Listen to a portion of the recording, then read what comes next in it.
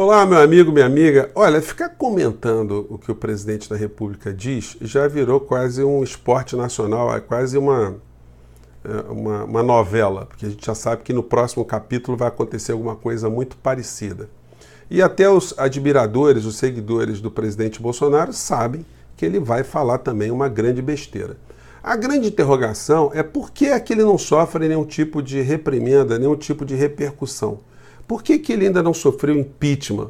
Isso a gente vai discutir aqui no nosso programa de uma forma mais contundente. Se você chegou agora, se inscreva no nosso portal, porque aqui a gente sempre aborda temas que você não vê por outros meios de comunicação.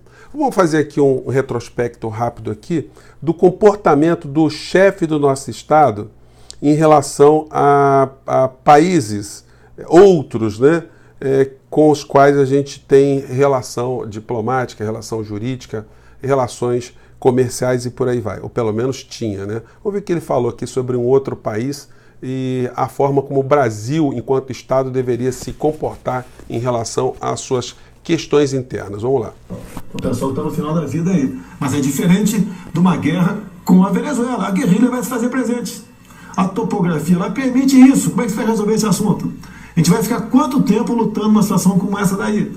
Agora, talvez pelo embargo econômico, você possa realmente pressionar o governo a cair. Quando houve aquela ideia de ajuda humanitária, em grande parte atingiu o objetivo. Os índios se voltaram contra o governo Maduro.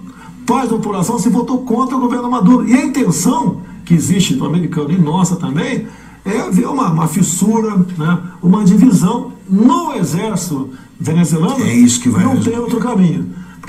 Eu pergunto a vocês acham que isso é papo de boteco entre pessoas que não têm nenhum tipo de responsabilidade? Bom, jornalista aí não tem muita responsabilidade, mas o chefe do Estado brasileiro fazer esse tipo de declaração, gente, vocês imaginam se a Venezuela tivesse de fato assim uma intenção, um poderio militar avassalador, que tipo de situação o presidente estaria colocando a gente agora, não é?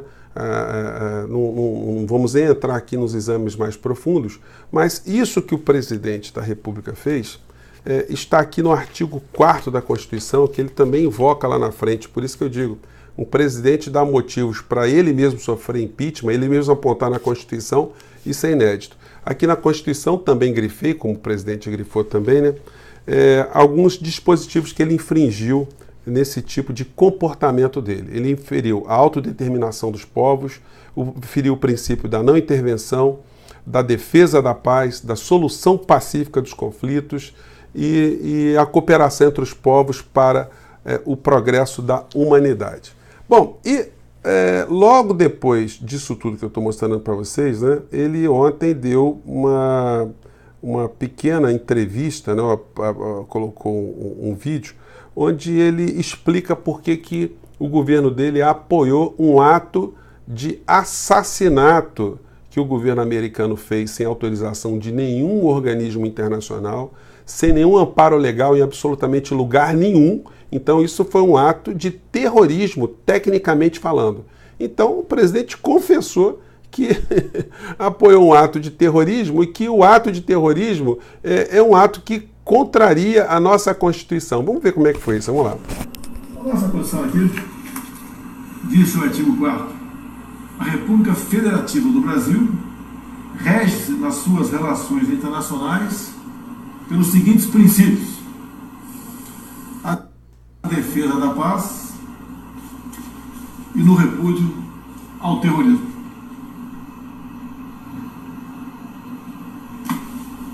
Uma boa tarde a todos. Então foi isso aí. Ele invoca aqui o Brasil, que a Constituição brasileira repudia, né, o apoio ao terrorismo, e ele acha que o fato do Brasil ter apoiado um assassinato de um general naquelas circunstâncias não foi um ato de terrorismo, não é? Então a gente nunca viu um presidente dar tanto motivo e ele mesmo apontar na Constituição as razões pelas quais ele mesmo pode vir a sofrer o impeachment. Como eu disse a vocês, por que é que ele não sofre? Porque ele está garantindo que a roubalheira, que a entrega do patrimônio nacional, que a entrega da soberania nacional, que o massacre que está sendo feito contra as pessoas de classe média, que ainda tem algum tipo de renda, tem algum trabalho, tem alguma estabilidade, pelo que está se fazendo com as pessoas pobres que não têm perspectivas nesse governo, e as faltas de perspectivas para as pessoas miseráveis, porque o governo não tem programa de porcaria nenhuma para essas situações, que isso tudo, esse bolo todo, ele seja implementado para que pequenas minorias, famílias de oligarquias, grupos de espertalhões, salafrários internacionais, golpistas internacionais, testas de ferros, CEOs de todo tipo de agência transnacional consigam fazer grandes negócios aqui no Brasil. Então, ele vai fazendo esse papel de animar a turma toda. Pior de tudo é o seguinte, o que vai ter de bolsonarista, que vai despertar desse sono profundo, duro, com a sua empresa quebrada, sem estabilidade, sem aposentadoria no futuro, vai ser uma enormidade, mas aí será tarde demais. A nossa grande tarefa é de cada vez mais criar espaços como esse aqui nosso, a gente espalhar cada vez mais informações, reflexões críticas, para a gente ter condição de, na pior das hipóteses, recuperar o nosso país de volta, lá na frente. Vai ser uma coisa muito difícil, como os moradores que moram em algumas regiões que estão tomadas por pessoas que cobram ilegalmente algumas questões também, né? Depois que os caras levam para você pegar de volta, vai ser difícil. Mas a gente vai ter que estudar muito esse assunto. Só para reforçar e finalizar esse vídeo aqui, porque sempre vou trazer isso para vocês, eu estou pesquisando agora os editoriais dos jornais do golpe, a partir do golpe de 64. Então, o jornal Globo, todo dia 31 de 64, 65, 66, a vida toda eles sempre fizeram editoriais aí elogiando a ditadura militar, os benefícios econômicos da ditadura, o progresso econômico do Brasil, das instituições, enfim, né? E nesse editorial aqui, do dia 30 de março de 1973, né?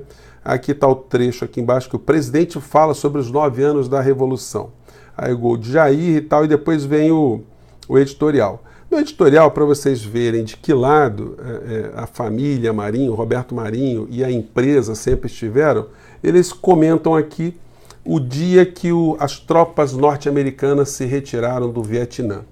Disse o editorial do Globo: retirando-se do Vietnã, os Estados Unidos não fazem sem ter plantado naquele solo sofrido as sementes de seus exemplos de tenacidade democrática e daqueles tantos que explicam sua predominância na face da terra. Olha, parece até Odorico Paraguaçu, né?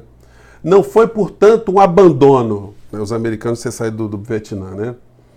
Cabe aos que ficaram entender que uma grande missão ali se cumpriu e se tornarem dignos dela. Gente, nem os americanos tinham essa visão do que foi o Vietnã. Mas a imprensa vassala, as famílias vassalas, que se locupletaram durante o câncer das ditaduras, né, ao longo de toda a sua existência, sempre foram coerentes com esse tipo de vassalagem. E isso explica muito porque os meios de comunicação estão absolutamente tranquilos com relação ao presidente. Quanto mais maluquices o presidente for falando e mais o Brasil continuar a ser assaltado, melhor para eles e pior para as pessoas de carne e osso. Gente, eu fico por aqui. Se você gostou, mande suas críticas, sugestões e espero que os vídeos estejam legais para você, tá bom? Grande abraço, tchau!